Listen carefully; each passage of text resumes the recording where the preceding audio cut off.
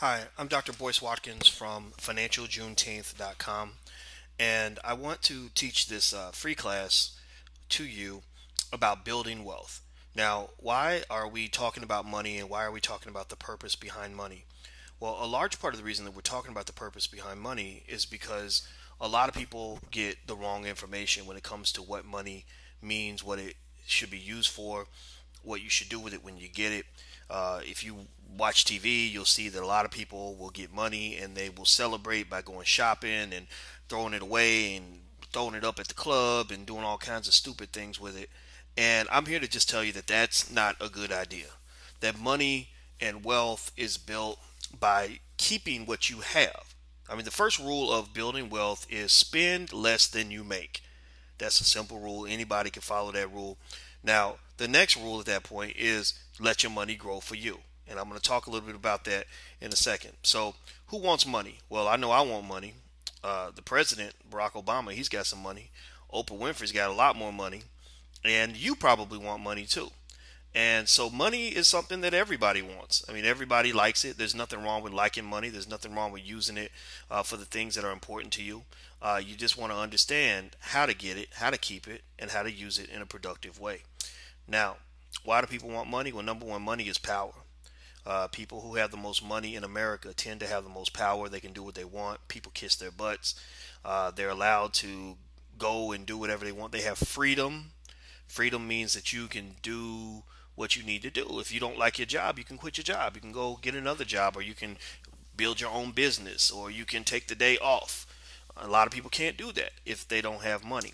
What else? Money gives you flexibility. Flexibility means that if you don't like the neighborhood you live in, you're not trapped. You can move to a different neighborhood. If you don't like the car you drive, you can buy a new car. If you have a relative that needs financial help, you're able to help them because you have the flexibility to make a loan or to support them or make an investment to help somebody else. Security. Well, money also makes you secure. When you don't have money, you worry, you get nervous, you're always wondering, oh my gosh, how am I going to get the next paycheck, or how am I going to get the next whatever, how am I going to pay this bill and pay that bill. A lot of people worry about money. Most people think about money every single day, all day long, or at different parts of the day. Money is a constant worry for people. So if you can get enough money to do what you want, then you have the security to really do what you want to do. Luxury, well, you know what? Ain't nothing wrong with balling out a little bit. I mean, I'm not gonna say that that's a bad thing to do. You know, if you work hard and you save your money and you invest it properly, and you want to get a Mercedes and you've saved your money properly, buy yourself a Mercedes. The problem is that people will buy a Mercedes when they can't hardly afford anything else, and they end up in financial trouble. They end up deep in debt because they're trying to buy stuff that they don't really need, and they end up putting themselves in financial trouble.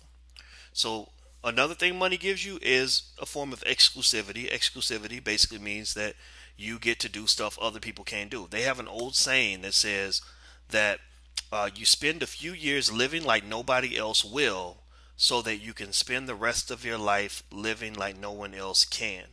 Now, what does that mean? Why would you say that? Well, living like nobody else will means that when everybody else says, "Oh man, I don't want to study another 2 more hours," well, you crazy. Let's go play Xbox, or let's go outside, or let's watch TV, or let's do whatever. You are the person who does what nobody else will. You put in that extra 2 hours of studying. Or if you have a job, you work that extra 2 or 3 hours. Or if you have a dream, you spend a couple extra hours a day than more than other people to build your dream. Because then later on, when everybody else says, "Oh man, I can't, I want to go on vacation, but I can't, I got to work," you get to go. You are in an exclusive space.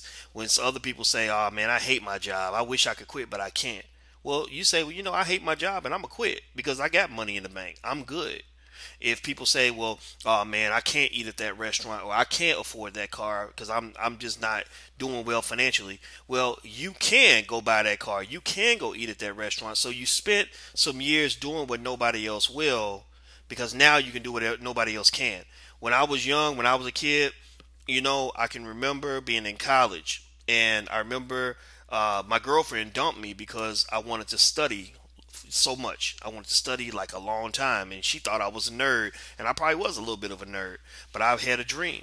I said one day I want to live a good life because I've put in the work. So I'm going to put in that work now and put myself ahead so that I can get what I want later on down the line.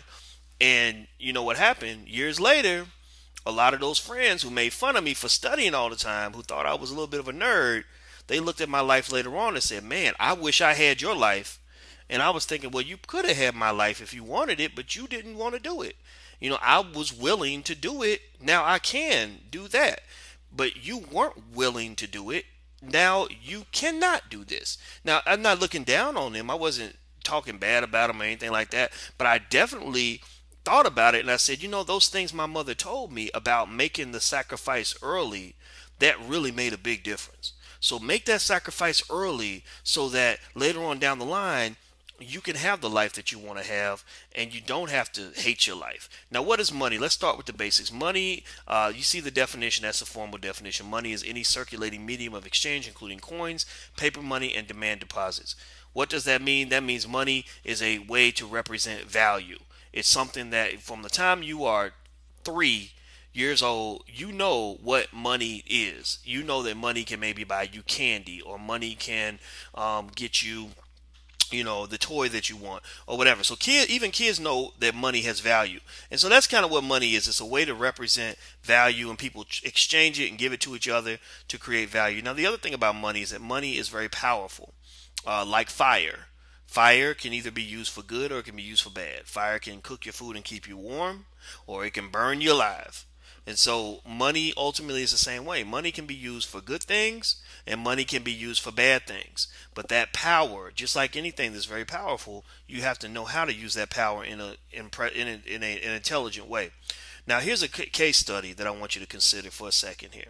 These are two professional athletes, and I want you to look at the examples of how they use their money, and I want you to tell me which one used the money for good or for bad. First athlete, Vince Young. Vince Young was a professional football player. Vince Young had a 25, $26 million contract when he first got to the NFL. Vince loved to play sports. That's all he thought about was sports, sports, sports. He wasn't really talking a whole lot about education back in the day. I don't know how educated he is, but he never talked about it. He spent $5,000 a week at the Cheesecake Factory. Now, $5,000 a week, that's $250,000 a year on food. He spent $600 in alcohol at the club, at least 600, probably sometimes 1,000, 2,000. He bought fancy cars and expensive airline tickets. Now I want you to tell me, is that a good or bad way to spend money? Now I want you to think about it and put an answer into your head. Good or bad? Well, here's the answer. It's bad. Nah. Vince spent $26 million in 6 years on things that did not make him money. That means that he put money out, he didn't get any money back. And now he's no longer in the NFL because he can't play football anymore. Or he can play, but he's just not good enough. He thought football was going to take care of him for the rest of his life, and football does not. Football takes care of you for about 3, 4, 5 years maybe. And now he is bankrupt. He is worth a negative amount of money. Next example, Shaquille O'Neal. He's a former professional basketball player and entrepreneur. What did Shaq spend his money on? Well, he spent $30,000 for a master's degree in business. And then he spent $60,000 for a doctoral degree. And then he also bought 172 restaurants, 150 car washes, 40 fitness facilities, and fancy cars. Is that good or not? Think about it. Come up with an answer, and I'll tell you in a minute. Well, it's very good. Shaq took his money that he made from basketball and he made that money worth more money. He invested it. So now Shaq is rich. Not only is Shaquille going to be rich for the rest of his life, but his children will be rich. His grandchildren will be rich. His great grandchildren will be rich. And his great great grandchildren will be rich. And his great great great grandchildren will be rich. So 150 years from today, 200 years from now, Shaq will have family members who are living off of the hard work he did today. So he did what nobody else would so that he and his family can live like nobody else can. He planted a seed. And that's the goal. You always want to plant a seed with your money so your money can grow. Don't turn around and just give your money back to the same people who just gave it to you in the first place. Now, here's some ways money can be used for good. Number one, save it. If you make $10, try to save $6 out of that 10 or something like that, or at least half or something like that. Don't spend more than you make. That's rule number one. Number two, invest your money. Don't just sit on it. Don't just spend it and don't just hold it. You want to invest it. So you can invest money on an education, you can invest money on a small business, you can invest money in somebody else's business where they're doing all the work and you're just collecting the pay. There's a lot of ways you can invest your money. Number three, invest in the people you love. That means give back to your community, donate to organizations that you care about. Make sure that other people benefit when you get money, not just yourself. You're not put in this world to be a selfish person. If you think like a selfish person, then you will have the problems and the spiritual weakness of a selfish person. Always be willing to support and give to the people that you love and the people you care about. What else? Keep it. That means know the difference between what you want and what you need. So if you go out and you see the Beats by Dre headphones and they cost $300 and you have a dream that you're saving for, you might want to get some less expensive headphones and or save up for the Beats by Dre headphones, but make sure you're saving for your future at the same time.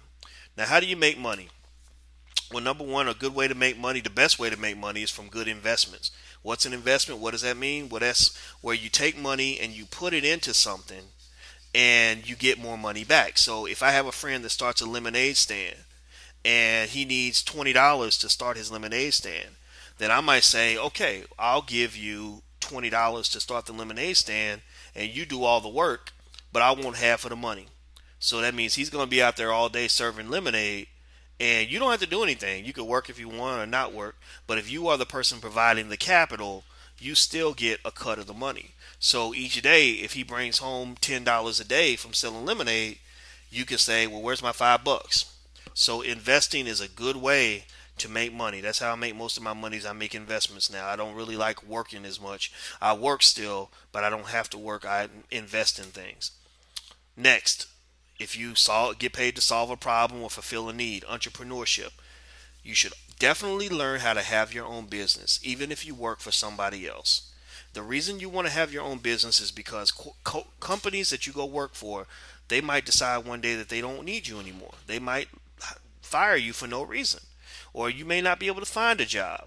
Or if you do have a job, you don't want to get all your money from one place. It might not be enough. You might be making just say $500 a week, and you might want to have $1,000 a week. Well, if you've got a side business in addition to your job, then that means that you'll have that extra money to do the things that you want, as opposed to just trying to sweat it out and get by paycheck by paycheck. Next, what else do you do? You want to choose a career. Choose a career that you love. A lot of people think that a job is something you pick just for the money. If they get a job offer and they're paid a lot of money to do the job, they'll take the job and won't think twice about it.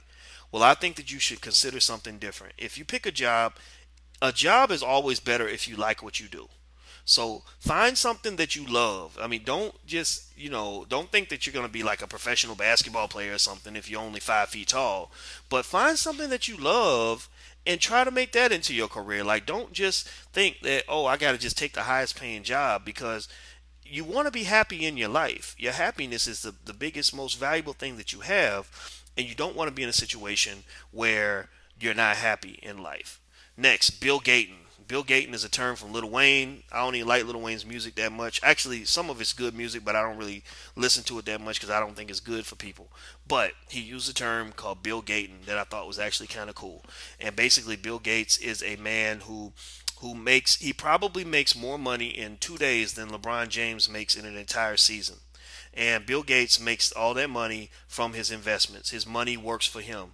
He has money invested in stocks. He has money invested in companies. He has money invested in his own company. He has a lot of money invested, and off of the interest alone from those investments, just the money he's making from those investments, he makes more money in 2 days than LeBron James makes in an entire year.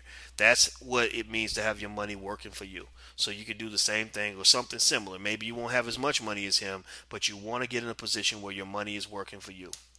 Next, how can you keep money? Well, the first way you keep money is you want to have a budget. That means you want to know what you're going to spend your money on. So if you get, say, $500 at the end of the week, You want to budget what you're going to do with that money. You don't want to just spend the money and throw it out there and not know where your money's going. You want to have a budget and you want to stick to it. And in that budget, you want to make sure that whatever amount that you receive, that you're saving at least 20 or 30% of that, so that you can buy a business later on, or so you can make investments later on, or so you can let your money work for you because you made the right investments. Spend a little, save a lot. So that means when you're spending, don't feel like you have to keep up with other people. Now, I'm going to tell you a secret about the way people spend money, especially in the United States. Americans spend money like idiots. They throw their money away, they waste their money, they're constantly throwing it out in different directions, and it's not good. That's why a lot of Americans are really struggling economically. A lot of Americans can't afford to pay the bills, and that's because they let companies convince them that, oh, you have to get the latest iPhone, or you have to buy this toy for your kids, or you have to buy this car even though your other car is working perfectly fine. You want to ignore all that. Don't spend up all your money because that'll leave you broke. Next, make your money work for you. I think we talked about that. That's making investments. When your money's working for you, when you have it invested, it's a great feeling because you might own something. Let's say that, for example, I talked to a young lady who likes to do hair. And she said, I want to go and I want to work and I want to do hair and I want to get paid to do it. I said, well, how much you want to get paid? She said, about $10, $12 an hour. I said, okay, that's not a bad idea. So let's say you work 12, you get $12 an hour and you work 40 hours a week. You're going to make about $500 a week, something like that. I said, now let's consider this other idea. Let's say you learn how to have your own business and you have a hair salon and you have 5 chairs in the hair salon. And let's say that you don't even do the work. You just own the business, but you hire other young ladies or other young men, whoever wants to do hair, to do the hair for you for the customers. And let's say that the business makes, say, $8,000 a week, and it costs you $4,000 a week to pay all your employees, because every person, let's say every person wants to get $500 a week or whatever, and you pay all your employees, and at the end of the, and then you've got to pay for the rent, and you have to pay for utilities and stuff like that. So let's say that at the end of the week the hair salon makes 8,000 and your bills are 4,000. I said, do you know that you get to keep that other $4,000 a week, and you don't even have to do any work? You just get paid because you own the business. And so when said it like that, she said, so wait a minute, you mean if I'm working my butt off, I would get the 500 a week, but if I'm not working and I'm the owner, I can make three, four, $5,000 a week? I said, yeah. She said, why would I make more money for doing less work? I said, that's how business works. That's why you want to run a business. That's why you want to be the boss. So if you pay the cost to be the boss, then you get a lot of the financial rewards from being the boss. It's not easy though. Being a boss means that sometimes it's risky, sometimes it's stressful, sometimes you do have to work hard as the boss because sometimes your employees don't show up. You have to work as hard as the people that work for you. It's not easy, but you love it more because it's your business. You're not working hard for somebody else's dream. You're working hard for your dream. You're working hard for the thing that you want, the thing that you believe in, and not just working hard as somebody's slave where they're getting all the money and you're doing all the work. So make your money work for you. How else do you get more money? Well, it's important to grow your money as it is to save it and budget it. So you get more money by creating wealth. Being wealthy is very different from being rich. Now, let me say that again. Being wealthy is very different from being rich. Now, let me show you the difference. Let's look at this chart. What's the difference between being rich and being wealthy? Well, number one, if you're rich, you get what they call instant gratification. That means that when you want something, you get it now. If you want to feel good, you feel good now. You can't put it off to the future because you want it right now. That's how people feel when they use drugs or get drunk or spend their money. They want to feel good right now. They don't want to save it for later. But the problem is they end up feeling bad later on because they run out of money and then they're broke and they're like, oh, I'm broke. I don't have any money. Life is so hard for me. You don't want to be one of those people. You want to be a person who believes in delayed gratification. Delayed gratification means that you still want to feel good. You're still going to get to enjoy your money. You're going to enjoy your life, but you do it for later because remember what I said earlier? Today you do the things that nobody else will, so later on you can live a life like nobody else can. Next, a rich person does not generate intergenerational wealth. What is intergenerational wealth? Intergenerational wealth is like when I describe Shaquille O'Neal, where he doesn't just benefit from the money he makes.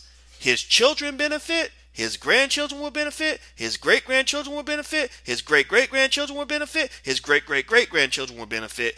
And you get the point. It goes on and on and on. That's intergenerational, where people after you, after you're dead, are still benefiting from what you did today. People who are rich don't do that. People who like 2 Chainz and I'm not dissing 2 Chainz or whatever, whoever it is. People that just are like, oh, I got cash money, I'm gonna go throw it up at the club, I'm gonna go buy me a Lambo, I'm gonna go do this, do that. People who just think about getting money so they can give it all away and spend it, those people don't generate intergenerational wealth. They don't really care about their kids like that. They're not taking care of their children and grandchildren. They're taking care of themselves today because they want that instant gratification. Wealthy people don't do that. Wealthy people generate wealth for the next generation. That's what you want to do. What else do rich people not do? Rich people, they don't like to give back to the community because they want to keep it all for themselves. They want to make sure they stay paid and everybody else stays broke, I guess. A wealthy person understands that when I benefit my family and my community, I'm also benefiting myself. That's very important. Next, what else do rich people do? Rich people spend money on things that depreciate in value. What does that mean? Depreciate in value means the thing drops in value. Like a car, when you buy a car, it instantly starts to drop in value. Most cars are not going to be worth more money 2 years from now than they are right now. So when you buy a car, you're giving money away. It might be a nice car, it's fancy, but it's not gonna let you get to a place where your money's working for you. Wealthy people don't spend all their money on cars. They spend their money on assets, things that appreciate in value. So for example, if you buy an apartment building and everybody in the apartment building is paying rent to you, that a building is going to go up in value and you're going to get all the rent money from all the people that are living in your building.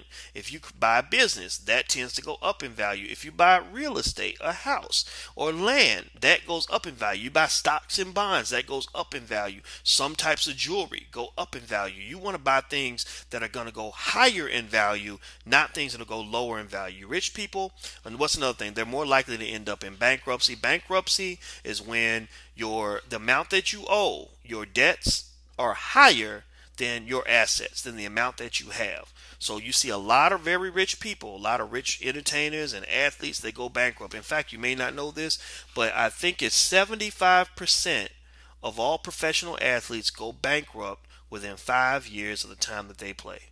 So they make millions of dollars, but most of them go bankrupt. Wealthy people don't tend to end up in bankruptcy because they protect themselves against that. What else? Rich people have limited streams of income. What does that mean? Limited streams of income. A stream of income is where you get your money from. So if you have a job, you have one stream of income. If you have 2 jobs, you have 2 streams of income. If you have 4 businesses, you have 4 streams of income. Rich people are thinking, oh, I got one good job. I'm making good money from my one job, and I got one stream of income, so I'm doing good. Wealthy people don't think that way. Wealthy people have multiple streams of income. Most wealthy people that I know will have several businesses, all of them that are paying them money. They get in a situation where they say, okay, I got 5,000 a month coming from this business. I got 10,000 a month coming from that business. I got 8,000 a month coming from that business. They have multiple streams of income. And why is that important? Because number one, you're usually going to get more money that way. It's better to have 5 people paying you than just one. Number two, you are more likely to be protected in case one of your situations goes bad. If you have one job and one stream of income, then if that company goes bankrupt or they fire you, then you're going to be struggling. You're going to be out, oh my God, I can't find a job. What am I going to do?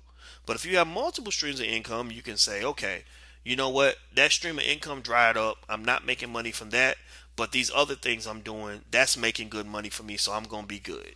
Okay. Next, rich people tend to have to work for their money for life. Wealthy people tend to let their money work for them. So if you think about an athlete or even a lawyer or a doctor sometimes, some of those people, they think that they're going to make money by working until they're old and gray and when they're dead. A wealthy person actually says, I'm going to keep saving and investing my money into businesses so that later on I don't have to work anymore. My money's going to work for me. Now let's look at a couple case studies on wealth versus riches. On the left, we have rapper 2 Chainz. On the right, we have a young brother that I'm going to tell you about in 1 second. Two Chains. Let's see. Is he wealthy or not? You probably know the answer to this because I talked about Two Chains earlier, but I'm gonna go through this motion because I want you to see it very clearly. Two Chains is 36 years old. He's very smart, but he doesn't act smart most of the time. He raps about buying new cars. He's worth about $2 million. He has no other known stream of income other than rapping, maybe a couple of endorsements and stuff like that, but not a whole lot. Is he wealthy or nah? Probably not because Two Chainz spends a lot of his money on drugs, cars, and jewelry, and has just one source of income. Here's another guy I want you to look at, and this is more realistic. Most of us are not going to get a chance to get a record deal or to be a rapper.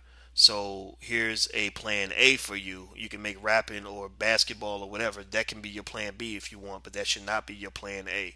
Education should be your plan A. Jalen Bledsoe did that. Jalen Bledsoe is just 16 years old. He's an entrepreneur. He lives in St. Louis. He owns a technology firm. He employs 113 contractors. His company is worth $3.5 million. So he will never be working at McDonald's or Burger King or anything else. Is Jalen wealthy? Absolutely. Jalen contributes to his community by hiring people. He doesn't just beg for a job. He's not out begging for a job. He's creating jobs. He also has built a business that he can pass on to his children. So not only is he a millionaire, but his children and grandchildren will be millionaires because of the seeds that he's planted today. He's letting his money work for him. He's not doing all the work. He's got 113 contractors that are doing the work, and he only has to work to tell them, make sure he's telling them what to do. Now, here's a summary. Always strive to put money to good use. Don't waste it. Always budget and save your money. Always aim to build wealth, not just riches. And that's my book, Black American Money, if you want to read more. Well, I'm Dr. Boyce Watkins from Your Black World. So, and Financial Juneteenth. Please subscribe to Financial Juneteenth so you can follow more of this conversation. This is an ongoing thing. This is something that I want you to keep in your heart, keep in your mind. Watch this presentation 1,000 times if you have to. And when the rest of the world is telling you to be ignorant, remember that Dr. Boyce Watkins told you to be smart. Don't let the ignorance suck you in. You are meant to be great. You are meant to be wealthy. You are meant to be intelligent. And don't let anybody tell you different. Take care. I'll talk to you soon. Bye bye.